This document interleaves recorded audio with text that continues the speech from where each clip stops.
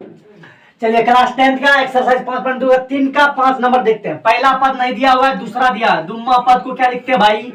दुम्मा पद को लिखते हैं 38 दिया हुआ है, यानी दुम्मा पद को लिखते हैं a प्लस डी बराबर कितना दिया हुआ है? 38। ये हो गया समीकरण फर्स्ट। अब देखिए पहला खाली, दूसरा दिया हुआ था, निकाल लिए समीकरण फर्स्ट। तीसरा भी निकालना है, चौथा निकालना है, पांचवा। अब छठा दिया हुआ है, छठा क्या लिखते हैं?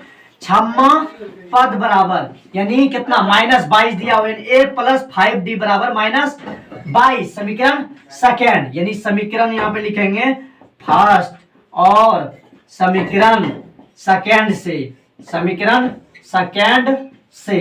अब a प्लस d का मान कितना है? d यानी 38 समीकरण सेकेंड a प्लस 5d बराबर कितना है? -22। अब देखिए क्या लिखेंगे यहाँ पे? कुछ लिखेंगे नहीं, डायरेक्ट चिन्ह चेंज करेंगे।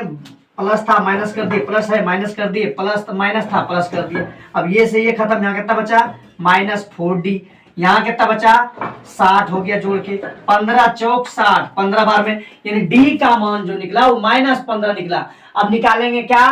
a का मान, यानी अब लिखेंगे समीकरण फर्स्ट में d का मान रखने पर, समीकरण फर्स्ट में d का मान रखने पर, समीकरण फर्स्ट क्या है? a प्लस डी बराबर 38।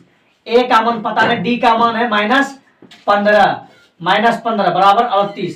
अब देखिए a -15 ऊपर जाएगा, क्या होगा? +15, यानी कितना हो गया? a बराबर 8 5 13 3 बकिया 1 यानी 53।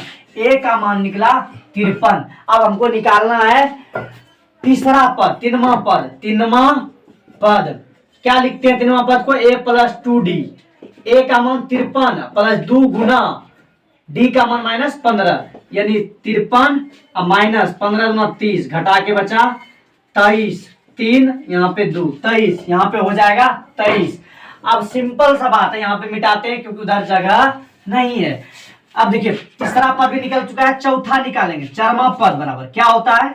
a plus 3d, a plus 3d, a का मान कितना है? 53 प्लस 3 d का मान है -15, यानी 53 और -15 तिया 45, कितना हो गया?